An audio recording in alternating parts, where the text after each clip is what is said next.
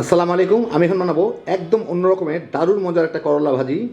রান্নাটা খুবই সোজা, খাইতে যে কী মজা একবার বানালেই বুঝবেন। যারা করলা কিংবা সবজি পছন্দ করেন একবার এইভাবে বানায় দেখেন। তো আসেন দেখি শুরু করা যাক। আমি এখানে কিছু করলা নিয়ে নিছি। এই করলাগুলোকে আমি দুই টুকরা করব মাঝখান থেকে এইভাবে। তারপর এর এই বিচিগুলোকে এখান থেকে বের করে ফেলে দিব।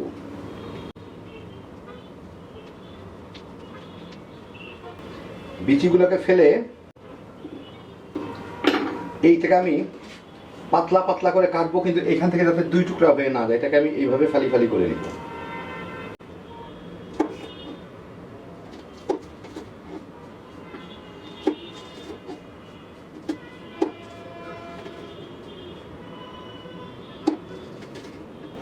এই যে দেখেন এইভাবে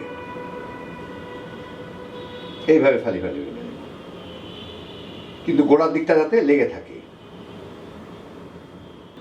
তো আমি 4-5টা করলা কেটে নিলাম, কেটে এভাবে ভিতরটা ফেলে দিয়ে এরকম করে নিছি। এর ভালো মতো ধুয়ে নিছি এগুলাকে।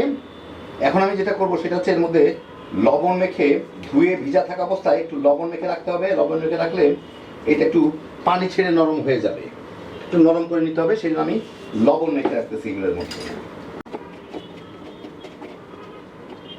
সবগুলোর মধ্যে যাতে লবণ লাগে, একটা ভেঙে গেলে অসুবিধা নাই, একটু সাবধানে মেখে রাখতে হবে। যাই হোক, আমি এগুলোকে একটু লবণ মেখে রাখলাম।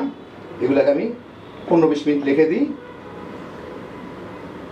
এগুলোকে আমি 15-20 মিনিট রেখে দিই। এটা একটু নরম হয়ে যাবে, একটু পানিও ছেড়ে দিবে।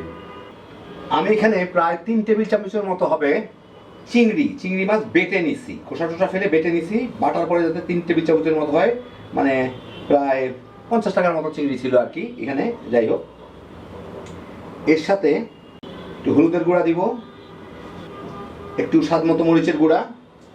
আমি কিন্তু করলাগুলোকে লবণ দিয়ে ভিজিয়েছিলাম, করলার মধ্যে যথেষ্ট লবণ ঢুকছে, সেই জন্য এখানে সামান্য একটু লবণ দিব।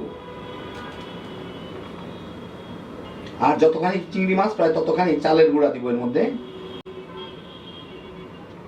একটু পানি দিয়ে এটাকে মিশায় ঘন একটা ব্যাটার তৈরি করে নিব।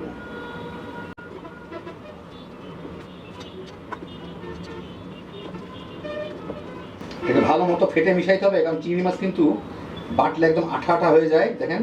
সেই জন্য দলা হয়ে না থাকে, চালের গুঁড়ার সাথে সাথে একটু মতো মিশে। যাই হোক, মোটামুটি আমি একটা ঘন একটা ব্যাটার তৈরি করে নিলাম। এখন আমি করলাগুলো এতক্ষণ রাখার পরে দেখেন নরম হয়ে গেছে, বেশ পানিও ছেড়ে দিচ্ছে। এখন এই পানি টানি ফেলে করলাগুলোকে একবার ধুয়ে নিব, কারণ এর মধ্যে কিন্তু প্রচুর লবণ আছে, লবণটা কমে যায়, তিতা ভাবটাও চলে যাবে। করলাগুলোকে আমি ধুয়ে পানি ঝরাই নিলাম, চালনিতে নিয়ে নিছি। কিছুটা পানি ঝরে গেছে। এখন দেখেন এগুলো বেশ নরম হয়ে গেছে। এখন এগুলোতে আমি এই ব্যাটারটা সুন্দর করে একটু মেখে নিব।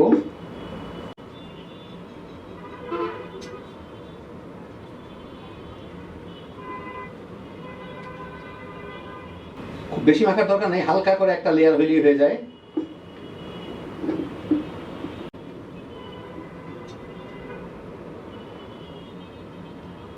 বাস, বাড়তিটুকু স্প্যাচুলা দিয়ে চেষে নিয়ে নেব।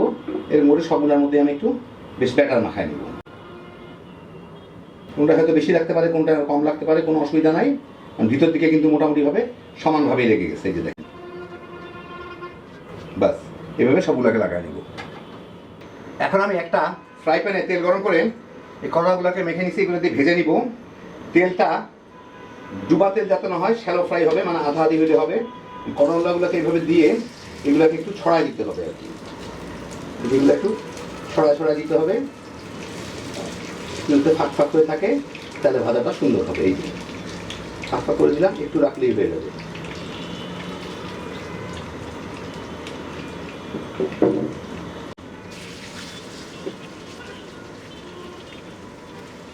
একটু ফাঁক করে রাখলে এটা কিছুক্ষণের মধ্যেই সেট হয়ে যাবে।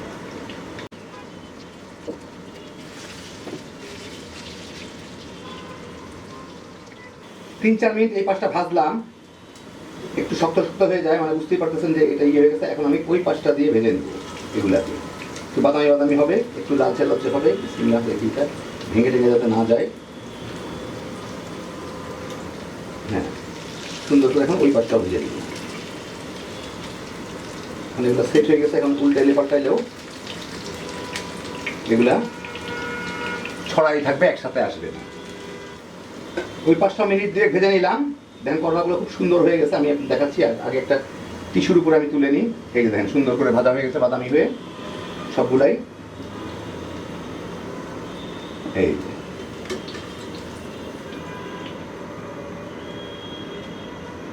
বেশি ভাজলে কিন্তু করলাগুলো একদম চিকন পাতলা মানে চিমায় যাবে আর কি।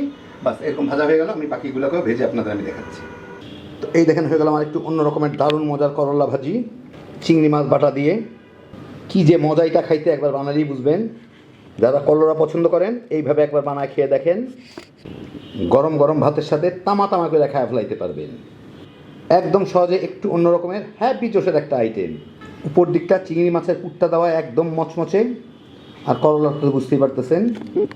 আল্লাহ আপনাদের ভালো রাখুন, সুস্থ রাখুন, নিরাপদে রাখুন। ইনশাল্লাহ বেঁচে থাকলে আবার দেখা হবে। ফি আমানিল্লাহ।